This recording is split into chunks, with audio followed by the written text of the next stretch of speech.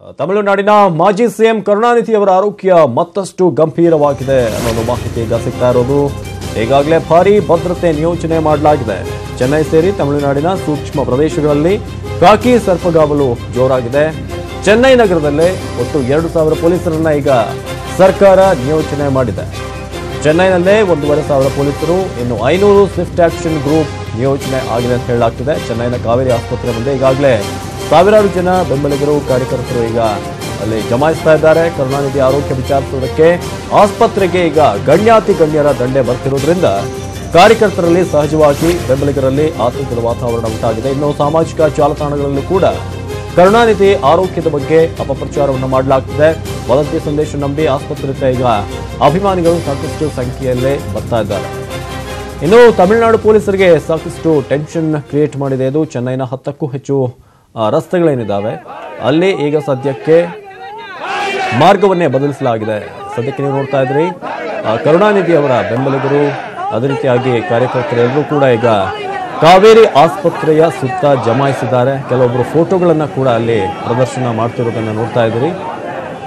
ಕರುಣಾನಿಧಿ ಅವರ ಬೆಂಬಲಿಗರು ಇದೀಗ ಸಾಕಷ್ಟು ಆತಂಕದ ಒಂದು ಸ್ಥಿತಿಯಲ್ಲಿದ್ದಾರೆ ಅಂತ ಹೇಳ್ಬೇಕು. ಯಾಕಂದ್ರೆ ಒಂದು ಸ್ಪಷ್ಟವಾದಂತಹ ಸುದ್ದಿ ಹೊರಬರ್ತಿಲ್ಲ.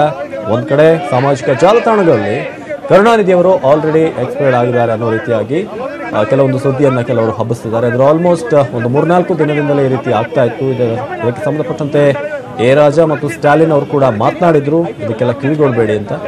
ಇದು ಡಾಕ್ಟರ್ಗಳ ಒಂದು ಪ್ರೆಸ್ ರಿಲೀಸ್ ಕೂಡ ಬಂದಿತ್ತು 2 ದಿನಗಳ ಹಿಂದೆ, ಯಾವುದೇ ಒಂದು ಹೆಚ್ಚಿನ ಅಪಾಯ ಇಲ್ಲ ಅಂತ. ಆದ್ರೆ ಸದ್ಯಕ್ಕೆ ಸಾಕಷ್ಟು ಗಣ್ಯರು ಅಲ್ಲಿ ಬರ್ತಿರೋದ್ರಿಂದ ಅಲ್ಲಿನ ಕಾರ್ಯಕರ್ತರಿಗೆ, ಬೆಂಬಲಿಗರಿಗೆ ಒಂದು ರೀತಿಯಾಗಿ ಆತಂಕದ ವಾತಾವರಣ ಉಂಟಾಗಿದೆ.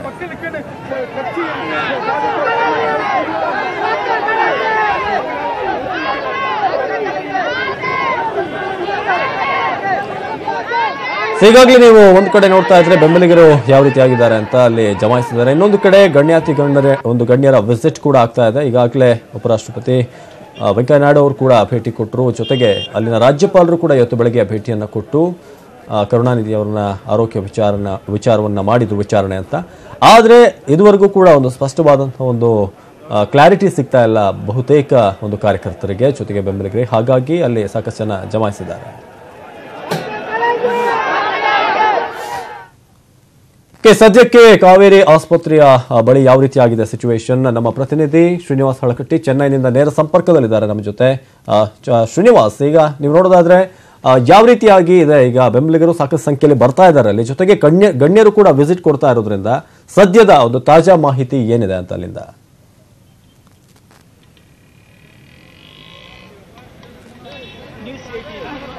ಅವಿನಾಶ್, ಇವತ್ತು ಒಂದು ಕರುಣಾನಿಧಿ ಅವರು ಚಿಕಿತ್ಸೆಗೆ ಸ್ಪಂದಿಸ್ತಾ ಇದ್ದಾರೆ ಅಂತಕ್ಕಂಥ ಒಂದು ಮಾಹಿತಿಯನ್ನ ಕಾವೇರಿ ಆಸ್ಪತ್ರೆಯ ವೈದ್ಯಾಧಿಕಾರಿಗಳು ತಿಳಿಸಿದ್ದಾರೆ.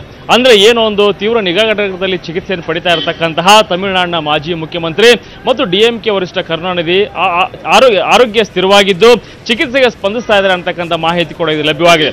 ಆದರೆ ಎಲ್ಲೋ ಒಂದ್ ಕಡೆ ಸಾಮಾಜಿಕ ಜಾಲತಾಣಗಳಲ್ಲಿ ಒಂದು ತಪ್ಪು ಮಾಹಿತಿ ರವಾನೆ ಆಗ್ತಿರೋದ್ರಿಂದ ಕರುಣಾನಿಧಿ ಅವರ ಒಂದು ಅನುಯಾಯಿಗಳು ಮತ್ತು ಕಾರ್ಯಕರ್ತರು, ಬೆಂಬಲಿಗರು, ಸಪೋರ್ಟ್ಸ್ ಏನಿದ್ದಾರೆ ರಾಜ್ಯದ ವಿವಿಧ ಭಾಗಗಳಿಂದ ಕಾವೇರಿ ಆಸ್ಪತ್ರೆ ಮುಂದೆ ಬಂದು ಜಮಾಯಿಸ್ತಾ ಇದ್ದಾರೆ. ಜಮಾಯಿಸಿ ಅಷ್ಟೇ ಅಲ್ಲ, ಅವರ ಭಾವಚಿತ್ರಗಳನ್ನು ಹಿಡ್ಕೊಂಡಿರಬಹುದಾಗಿರ್ಬೋದು, ಪಕ್ಷದ ಒಂದು ಬಾವುಟವನ್ನ ಹಿಡಿದಾಗಿರ್ಬೋದು, ಅಥವಾ ದೇವರಲ್ಲಿ ಅವರು ಬೇಗನೆ ಒಂದು ಗುಣಮುಖರಾಗಿ ಹೊರಗಡೆ ಬರಲಿ ಅಂತಕ್ಕಂಥ ಒಂದು ಘೋಷಣೆಯನ್ನು ಕೂಡ ಅವರು ಕೂಗ್ತಾ ಇದ್ದಾರೆ. ಅಷ್ಟೇ ಅಲ್ಲ, ಈ ಒಂದು ಕರುಣಾನಿಧಿ ಅವರ ಆರೋಗ್ಯವನ್ನು ವಿಚಾರಿಸಲು ವಿವಿಧ ಪಕ್ಷಗಳ ಮುಖಂಡರು ಮತ್ತು ದೇಶದ ಗಣ್ಯಾತಿ ಗಣ್ಯ ನಾಯಕರೆಲ್ಲ ಒಂದು ಆಸ್ಪತ್ರೆಗೆ ಭೇಟಿ ನೀಡಿ ಅವರ ಒಂದು ಆರೋಗ್ಯವನ್ನು ವಿಚಾರಿಸ್ತಾ ಇದ್ದಾರೆ. ಪ್ರಮುಖವಾಗಿ ಉಪರಾಷ್ಟ್ರಪತಿ ವೆಂಕಯ್ಯ ನಾಯ್ಡು ಅವರು ಕೂಡ ಬಂದು ಅವರ ಆರೋಗ್ಯವನ್ನು ಕೂಡ ವಿಚಾರಿಸಿದ್ದಾರೆ. ಅಷ್ಟೇ ಅಲ್ಲ, ಚಿತ್ರನಟರಾಗಿರ್ತಕ್ಕಂಥ ಸತ್ಯರಾಜ್ ಆಗಿರಬಹುದು, ವಿವಿಧ ಪಕ್ಷದ ಮುಖಂಡರು ಮತ್ತು ಸಿಪಿಎಂನ ಸೀತಾರಾಮ್ ಯೆಚೂರಿ ಮತ್ತು ಡಿ ರಾಜೆ ಅವರು ಕೂಡ ಇದೀಗ ಆಗಮಿಸ್ತಾ ಇದ್ದಾರೆ. ಅಷ್ಟೇ ಅಲ್ಲ, ಸಾಕಷ್ಟು ಜನ ಒಂದು ಮುಖಂಡರು ಕೂಡ ಒಂದು ಆಸ್ಪತ್ರೆಗೆ ಬಂದು ಕರುಣಾನಿಧಿ ಅವರ ಒಂದು ಆರೋಗ್ಯವನ್ನು ಕೂಡ ವಿಚಾರಿಸ್ತಾ ಇದ್ದಾರೆ. ಜನರು ವಿವಿಧ ಕಡೆಯಿಂದ ಒಂದು ಆಸ್ಪತ್ರೆ ಸುತ್ತಮುತ್ತ ಬಂದು ಜಮಾಯಿಸ್ತಾ ಇದ್ದಾರೆ. ಅವರನ್ನ ನಿಯಂತ್ರಿಸುವಲ್ಲಿ ಒಂದು ಪೊಲೀಸರು ಬಹಳಷ್ಟು ಒಂದು ಹರಸಾಹಸವನ್ನ ಪಡ್ತಿದ್ದಾರೆ. ಆದ್ರೂ ಕೂಡ ಅವರು ನಿಯಂತ್ರಿಸುವಲ್ಲಿ ಕೂಡ ಒಂದು ಸಕ್ಸಸ್ ಆಗಿದ್ದಾರೆ. ಅಷ್ಟೇ ಅಲ್ಲ, ಕೆಲವೊಂದಿಷ್ಟು ಚೆನ್ನೈನ ಮಾರ್ಗಗಳಲ್ಲಿ ಕೂಡ ಒಂದು ಸಂಚಾರ ದಟ್ಟಣೆ ಆಗುತ್ತೆ ಅನ್ನೋ ಒಂದು ಕಾರಣಕ್ಕೆ ಮಾರ್ಗಗಳನ್ನು ಕೂಡ ಸಾಕಷ್ಟು ರೀತಿಯಲ್ಲಿ ಬದಲಾಯಿಸಿದ್ದಾರೆ. ವಾಹನಗಳನ್ನ ಬೇರೆ ಕಡೆ ಒಂದು ವಾಹನ ಓಡಾಡಲಿಕ್ಕೆ ಒಂದು ಬೇರೆ ರಸ್ತೆಯಲ್ಲಿ ಕೂಡ ಅವರಿಗೆ ಅನುಕೂಲ ಮಾಡಿಕೊಳ್ಳಲಾಗಿದೆ. ಒಟ್ಟಿನಲ್ಲಿ ಕರುಣಾನಿಧಿ ಅವರ ಒಂದು ಆರೋಗ್ಯ ಇದುವರೆಗೂ ಸುಧಾರಿಸ್ತಾ ಇದ್ದು ಅವರು ಆರೋಗ್ಯಕ್ಕೆ ಒಂದು ಚಿಕಿತ್ಸೆಗೆ ಸ್ಪಂದಿಸ್ತಾ ಇದ್ದಾರೆ ಅಂತಕ್ಕಂಥ ಮಾಹಿತಿ ಲಭ್ಯವಾಗಿದೆ ಮತ್ತು ಇದನ್ನ ಖಚಿತ ಕೂಡ ಪಡಿಸಿದ್ದಾರೆ ಆಸ್ಪತ್ರೆಯ ವೈದ್ಯಾಧಿಕಾರಿಗಳು. ಅವಿನಾಶ್.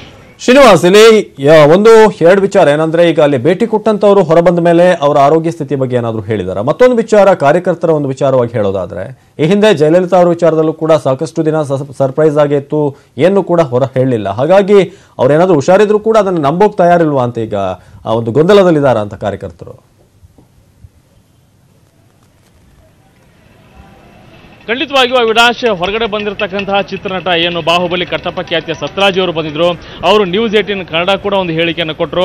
ಅಂದ್ರೆ ಕರುಣಾನಿಧಿಯವರ ಆರೋಗ್ಯ ಒಂದು ಸ್ಥಿರವಾಗಿದೆ, ಅವರು ಚಿಕಿತ್ಸೆಗೆ ಸ್ಪಂದಿಸ್ತಾ ಇದ್ದಾರೆ, ಕೂಡಲೇ ಅವರು ಒಂದು ಗುಣಮುಖರಾಗಿ ಆಸ್ಪತ್ರೆಯಿಂದ ಹೊರಬರಲಿ ಅಂತಕ್ಕಂಥ ಒಂದು ಹಾರೈಕೆಯನ್ನು ಕೂಡ ಮಾಡ್ತೀನಿ ಅಂತಕ್ಕಂಥ ಒಂದು ಮಾತನ್ನು ಕೂಡ ಹೇಳಿದ್ದಾರೆ.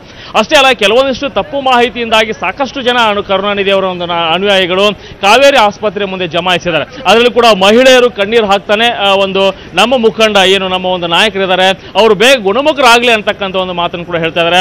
ಅಪಾರ ಸಂಖ್ಯೆಯ ಒಂದು ಕಾರ್ಯಕರ್ತರು ಕೂಡ ಗೋಷ್ಠಿಯನ್ನು ಕೂಡೋದ್ರ ಮೂಲಕ ಅವರಿಗೆ ಆರೋಗ್ಯವನ್ನು ಕೊಡು ಭಗವಂತ ಅಂತಕ್ಕಂಥ ಒಂದು ಘೋಷಣೆ ಕೂಡ ಕೂಗ್ತಾ ಇದ್ದಾರೆ. ಅಂದ್ರೆ ನಮ್ಮ ನೆಚ್ಚಿನ ನಾಯಕ ಬೇಗನೆ ಒಂದು ಆರೋಗ್ಯ ಮುಖರಾಗ್ಲಿ, ಅವರು ಆರೋಗ್ಯ ಮುಖರಾಗಿ ಒಂದು ಆಸ್ಪತ್ರೆಯಿಂದ ಬೇಗನೆ ಒಂದು ರಿಲೀಸ್ ಆಗಲಿ ಅಂತಕ್ಕಂಥ ಒಂದು ಹಾರೈಕೆಯನ್ನು ಕೂಡ ಅವರು ವ್ಯಕ್ತಪಡಿಸ್ತಾ ಇದ್ದಾರೆ. ಅವಿನಾಶ್, ಧನ್ಯವಾದ ಮಾಹಿತಿಗಾಗಿ ಶ್ರೀನಿವಾಸ್.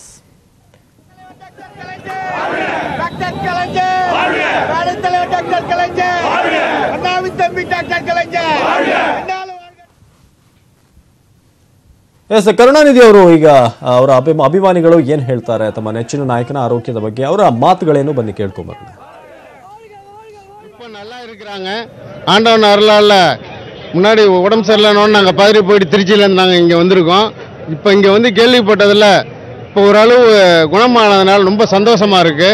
இது உடல்நிலை சீராகி தமிழ்நாட்டு முதல்வராக வந்து உட்காரணும், எங்கள் செயல் தளபதி ஆளணும், எல்லாத்துக்கும் எங்கள் தளபதி இருக்கிறாரு, யாரும் கவலைப்பட வேணாம், தலைவர் நல்லபடியாக குணமாகி வருவார்.